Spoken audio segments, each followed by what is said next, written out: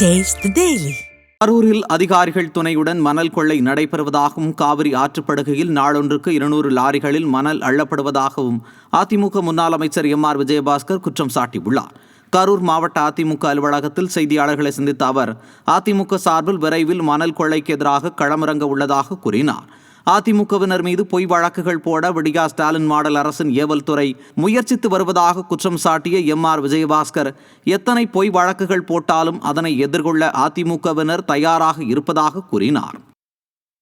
தினந்தோறும் காவேரி படுகையில் சுமார் 200 லாரி அள்ளி ஒரு யூனிட் மணல் 10,000 ரூபாய்க்கு விற்கிறாங்க. ஒரு நாளைக்கு 1 கோடி ரூபாய்க்கான மணல் ஆறு கொள்ளையடிக்கப்படுது. ஆற்றுக்குள்ளே அள்ள முடியல, ஆற்றுல அள்ளல, ஆற்றை விட்டு கரையில். இப்போ ஆற்றுக்குள்ள தண்ணி வந்தனால இப்போ அள்ள முடியல.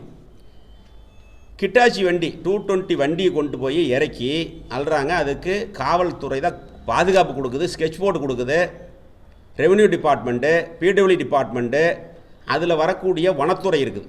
வனத்துறை அந்த எல்லா டிபார்ட்மெண்ட்டும் சேர்ந்து இந்த கூட்டுக்குள்ளே நடந்துக்கிட்டு இருக்குது. திருவள்ளூர் மாவட்டத்தில் ராட்வீலர் உள்ளிட்ட நாய்கள் தாக்குதலால் 3 சிறுமிகள் காயமடைந்து மருத்துவமனையில் சிகிச்சை பெற்று வருகின்றனர். மாப்பேட்டில் 7 வயது சிறுமி சந்திரிகாவை ராட்வீலர் நாய் கடித்து குதறியதில் வயிறு, கை, கால்களில் தையல் போடப்பட்டு சிகிச்சை பெற்று வருகிறார். இதேபோல் புல்லரம்பாக்கம், அயப்பாக்கம் பகுதிகளில் சிறுமிகள் நாய் தாக்குதலுக்கு ஆளாகியுள்ளனர். இந்திய அரசு ராட்வீலர் உள்ளிட்ட 23 நாய் இனங்களுக்கு தடை விதித்தும் சிலர் வளர்ப்பதால் பொதுமக்கள் அச்சத்தில் உள்ளனர். பொம்மை முதல்வர் ஆட்சியில் இத்தகைய நாய்களை கட்டுப்படுத்த கடும் நடவடிக்கை எடுக்க வேண்டும் என பொதுமக்கள் கோரிக்கை விடுத்தனர். தஞ்சாவூர் மாவட்டம் பாபநாசம் அருகே அரசியல் காழ்ப்புணர்ச்சி காரணமாக விடியா ஸ்டாலின் அரசு புதிய கிராம சேவை மைய கட்டிடத்தை திறக்காமல் உள்ளது. ராஜகிரி ஊராட்சியில் கடந்த 2015-2016 ஆண்டு புதிய கிராம சேவை மைய கட்டடம் கட்டப்பட்ட நிலையில் மின்சார வயர்கள் வெளியே தெரியும் அளவிற்கு பொதுமக்களுக்கு பாதிப்பை ஏற்படுத்தும் வகையில் பூட்டிய நிலையில் காணப்படுகிறது. விடியா ஸ்டாலின் அரசு பொதுமக்கள் மீது அக்கறை இல்லாமல் அதிமுக ஆட்சியில் கட்டப்பட்ட ஒரே காரணத்தால் அரசியல் காழ்ப்புணர்ச்சியோடு கட்டிடத்தை திறக்காமல் இருப்பதாக பொதுமக்கள் குற்றம் சாட்டினர். இந்த இ-சேவை மையம் இது சுமார் ஒரு 8 ஆண்டுகளுக்கு முன்பு கட்டப்பட்டது. இன்று வரை திறக்கப்படாமல் இருக்கிறது. இந்த கட்டடம் வீணாக போய் கொண்டு இருக்கிறது. இது சுமார் 17 லட்சம் ரூபாய்க்கு நான் ஊராட்சி மன்ற தலைவராக இருக்கும்போது பெறப்பட்டு கட்டப்பட்டது. இன்று வரை இது கட்டடம் வீணாக போய். கிருஷ்ணகிரி மாவட்டம் ஒசூர் அருகே பலத்த காற்றால் மரக்கிளை முறிந்து மின்கம்பிகள் மீது விழுந்ததால் 2 மின்கம்பங்கள் உடைந்து சாலையில் விழுந்தன. ஒசூர் மற்றும் அதன் சுற்றுவட்டார பகுதிகளில் வீசிய பலத்த காற்றால் சூளகிரி பேரூராட்சி டேம் சாலையில் மரக்கிளை முறிந்து மின்கம்பிகள் மீது விழுந்ததில் 2 மின்கம்பங்கள் உடைந்து சாலையில் விழுந்தன. பொதுமக்கள் அளித்த தகவலின் பேரில் மின்சாரம் நிறுத்தப்பட்டது. விடியா ஸ்டாலின் அரசு மின்வாரியத்தினர் அசம்பாவிதம் நடைபெறும் முன் மின்கம்பத்தை அகற்ற பொதுமக்கள் கோரிக்கை விடுத்தனர். தாம்பரம் சானிட்டோரியத்தில் உள்ள நெஞ்சக நோய் மருத்துவமனையில் மருத்துவ மாணவர்களின் செயல் நோயாளிகளை முகம் சுழிக்கும் வகையில் அமைந்துள்ளது. பயிற்சி பெற்று வரும் ஆண் மற்றும் பெண் பயிற்சி மருத்துவர்கள் மருத்துவமனையில் நடந்து கொள்ளும் செயல் அருவருக்கத்தக்க வகையில் உள்ளதால் குழந்தைகளுடன் மருத்துவமனைக்கு வரும் நோயாளிகள் வேதனையடைந்துள்ளனர். எனவே மருத்துவமனையில் உள்ள பயிற்சி மருத்துவர்களை பணியில் இருக்கும் அரசு மருத்துவர்கள் கண்காணிப்பதுடன் ஒழுக்கம் சார்ந்த கல்வியை கற்பிக்க வேண்டும் என நோயாளிகள் கோரிக்கை விடுத்துள்ளனர். தென்காசி மாவட்டம் வீரசிகாமணி கைலாசநாதர் குடைவரை கோவில் அருகே சிதறி கிடக்கும் மது பாட்டில்களால் கோவிலுக்கு வருவதற்கு பொதுமக்கள் அச்சப்படுகின்றனர்.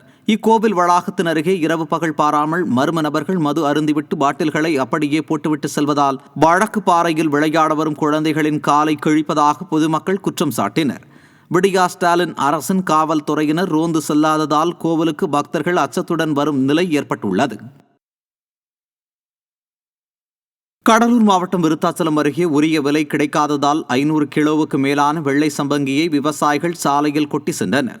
விருத்தாச்சலம் மற்றும் சுற்றுவட்டார பகுதிகளில் வெள்ளை சம்பங்கி உள்ளிட்ட பூ வகைகளை விவசாயிகள் விளைவித்து வருகின்றனர்.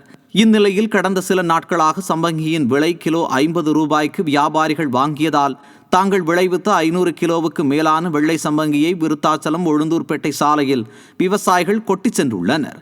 விவசாயிகளுக்கு நிரந்தர விலை கிடைக்க விடியா ஸ்டாலின் அரசுக்கு விவசாயிகள் கோரிக்கை விடுத்தனர். நிலையில் சாலையோரம் வைக்கப்பட்டிருந்த திறனற்ற திமுகவின் கூட்டணி கட்சியினரின் பேனர் விழுந்ததில் கார் சேதமடைந்தது. நெல்லையில் திறனற்ற திமுகவின் கூட்டணி கட்சியான தமிழக காங்கிரஸ் தலைவர் செல்வ பெருந்தகையை வரவேற்பதற்காக பல்வேறு பிரம்மாண்ட பேனர்கள், கட்சி கொடிகள் உள்ளிட்டவற்றை வைத்திருந்தனர். இந்நிலையில் வண்ணாரப்பேட்டை மாநகர மாவட்ட காங்கிரஸ் அலுவலகம் அருகே சாலையோரம் வைக்கப்பட்டிருந்த பேனர் திடீரென சரிந்து விழுந்ததில் அங்கிருந்த கார் சேதமடைந்தது. நீதிமன்றத்தின் தடையை மீறி திறனற்ற திமுகவின் கூட்டணி கட்சியினர் பேனர் வைத்துள்ளதாகவும், திறனற்ற திமுகவின் கூட்டணி கட்சி பேனர் என்பதால் காவல்துறையும் அதை அகற்றாமல் அலட்சியத்துடன் செயல்படுவதாகவும் பொதுமக்கள் குற்றம் சாட்டியுள்ளனர். தஞ்சாவூர் மாவட்டம் கும்பகோணம் அருகே வீட்டுமனை அமைப்பவர்களுக்கு ஆதரவாக பேச வந்த திமுக பிரமுகரை பொதுமக்கள் முற்றுகையிட்டனர். கும்பகோணம் அருகே கிருஷ்ணாபுரம் கிராமத்தில் புதிதாக வீட்டுமனை பிரிவு அமைக்கப்பட்டு வருகிறது. இவற்றுக்கு டிப்பர் லாரிகள் மூலம் மண் எடுத்து செல்வதால் கிராவல் மண் வீடுகளுக்குள் புகுந்து சுவாசக் கோளாறு ஏற்படுவதாக குடியிருப்பு வாசிகள் குற்றம் சாட்டி 3 லாரிகளை சிறைப்பிடித்தனர்.